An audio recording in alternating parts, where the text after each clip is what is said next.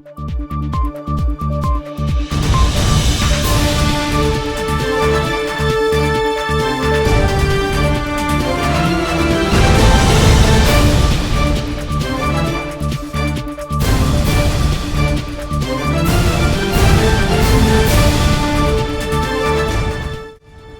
evening and welcome to Primetime News, your trusted source of news. I'm Joy Gosses, your anchor for this week. Leading our evening bulletin, the government is set to establish public sector dialysis units at several states' hospitals across the country. This will include Windhoek Central and Oshakati Intermediate Hospitals and facilities in Keetmanshoop, Swakopmund, Rundu and Katima Mulilo. The Ministry is implementing a nationwide dialysis program. In the immediate term, steps have been taken to create dialysis capacity. 4 dialysis chairs are included for installation with the extension of the Katutura Intermediate Hospital TB unit. Deputy Speaker, similarly, a contract has been awarded for the refurbishment of a unit to accommodate 12 dialysis chairs at Oshakati Intermediate Hospital. The development of a dialysis unit at Rundu State Hospital is being undertaken with the upgrading of intensive care units. These interventions will alleviate the challenges faced by the patients who would otherwise have to be referred to other facilities for care. I wish to call the attention of this August House to the fact that the establishment of dialysis units go beyond the availability of physical space, the procurement of machinery and consumables.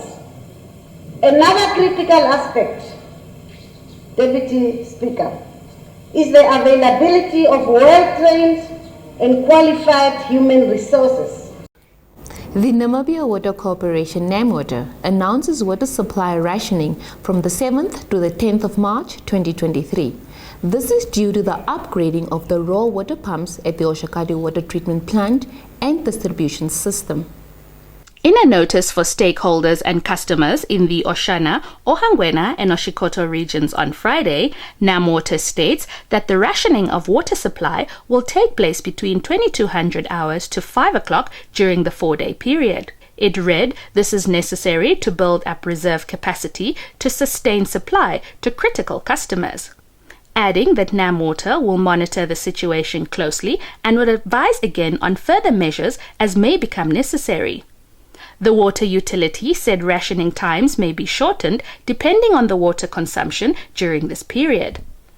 NamWater said, should there be critical needs at essential services centers such as hospitals and clinics, stakeholders may contact the area manager for operations as well as the scheme superintendents for possible water delivery arrangement through water tankers to critical institutions. Selima Shumwefeleni Masipa reporting for Nampa News.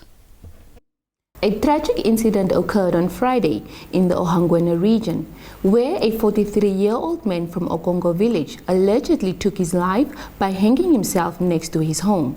Sawi Hausiku filed the story. The Namibian Police Force Weekend Crime Report on Sunday said the incident occurred around 12 o'clock. The deceased has been identified as Junius Joseph. His next of kin have been informed. In an unrelated incident, a 45-year-old man was arrested for allegedly raping an 11-year-old girl at Ondangwa on Friday. It is reported that the suspect entered the girl's room and had sexual intercourse with her. The girl told her parents, who reportedly found the suspect asleep with his trousers unfastened. The incident occurred around 2 o'clock. Police investigations continue. Reporting for Primetime News, Patricia Kutsia. Crime Studies says hiring a contract killer costs anywhere between $145 and $8,700 in South Africa, where assassinations have come under the renewed spotlight after the murder of a popular rapper. AFP has more on the story. Crime studies say hiring a contract killer costs anywhere between $145 and $8,700 in South Africa, where assassinations have come under renewed spotlight after the murder of a popular rapper. One of South Africa's hottest artists, Keenan Forbes, known as AKA, was shot dead outside a restaurant in the city of Durban earlier this month. Forbes, 35, was gunned down on Friday night alongside his friend Tabelo Monswane, or Tibbs, 41, as the two were walking towards their car along one of the most popular roads in the southeastern coastal city. The incident shocked the nation, which has grown accustomed to crime and violence. South Africa has one of the world's highest murder rates. AKA's murder was captured on security camera footage that went viral online. Police say they are following multiple leads, but everything points towards a targeted assassination. No arrests have been made so far. Only about 1 in 5 murder cases are solved in the country, according to the latest annual police report. Reporting for Primetime News, Patricia Kutsia. When we return, we will bring you insights on the ongoing 2023 Mobile World Congress in Barcelona, Spain.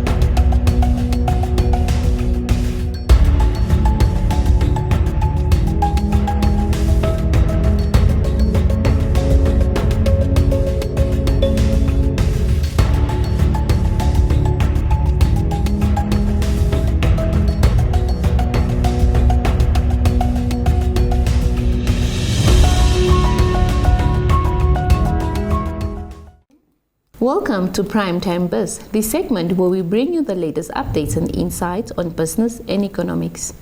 Kicking off our segment, a delegation from Namibia led by Minister of Information, Communication and Technology, Peya Moshilenga, has arrived in Barcelona, Spain to participate in the 2023 Mobile World Congress. The event, which commenced today, is one of the world's largest gatherings of mobile industry professionals. Isabel Bendo is in Barcelona and filed the story.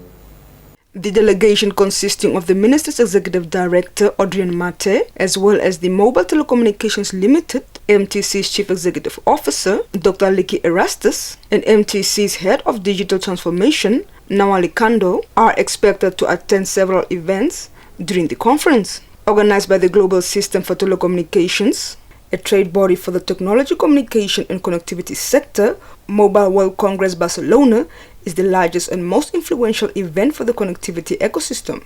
It is attended by hundreds of global mobile operators, device manufacturers, technology providers, vendors, and content owners from across the world.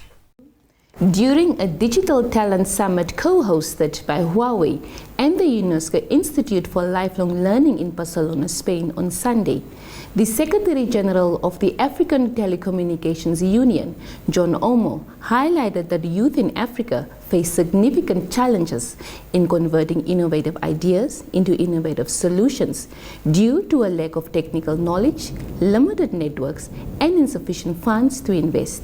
Isabel Bendo once more filed this report. The summit was held ahead of the Mobile World Conference taking place in Barcelona from 27 February to 2nd March. The African Telecommunications Union aims to promote the rapid development of telecommunications in Africa in order to achieve universal access. OMO noted they believe very strongly in strengthening the innovation ecosystem in Africa and making it more accessible to African youth. This is why they have partnered in an innovation challenge for 2 years with the support of Huawei and other partners, which resulted in many promising practices and good cases from around the continent. He also commented on partnerships such as that of Huawei and the UNESCO Global Alliance for Literacy, which aims to jointly promote the use of technology to raise literacy across the world. The two parties at the same event signed a cooperation agreement under which Huawei will fund the expansion of the UNESCO Institute for Lifelong Learning's current initiatives to enhance educators' use of technology in developing countries. Selima Shimwefeleni Masipa reporting for Nampa News. That's where we leave it with the top news for this evening. Stay tuned for the economics roundup, followed by the weather forecast.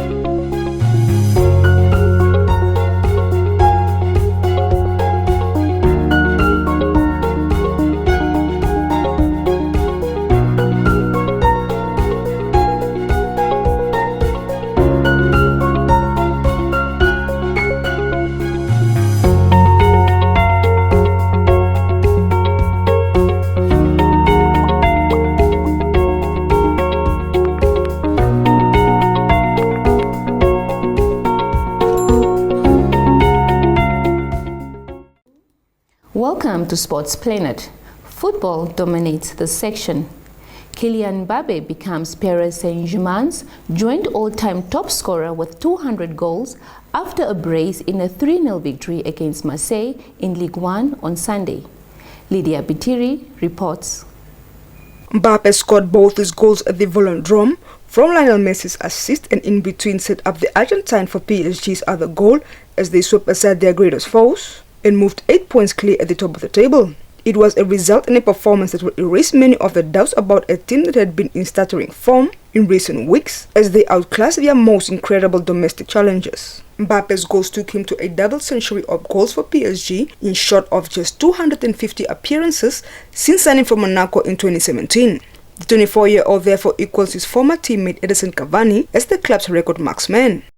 Moving on, Manchester United's goalkeeper David De Gea broke Peter Schmeichel's clean sheet record for the club in their 2-0 League Cup final win over Newcastle with a stellar performance. Once more, Lydia Pitiri reports. De Gea has kept 140 of those clean sheets in the Premier League, ranking joint fourth in the competition's history along David Seaman.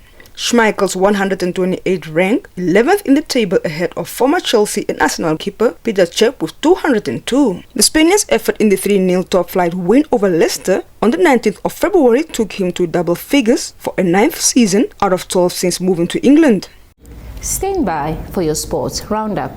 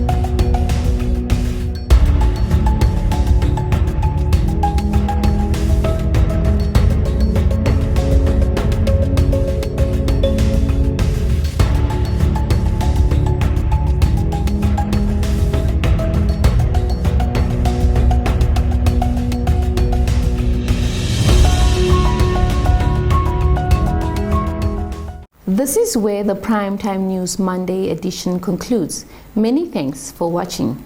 Do join us tomorrow for another insightful and informative edition. From myself, Joy Gorses, and the entire crew behind the scenes, it's good night.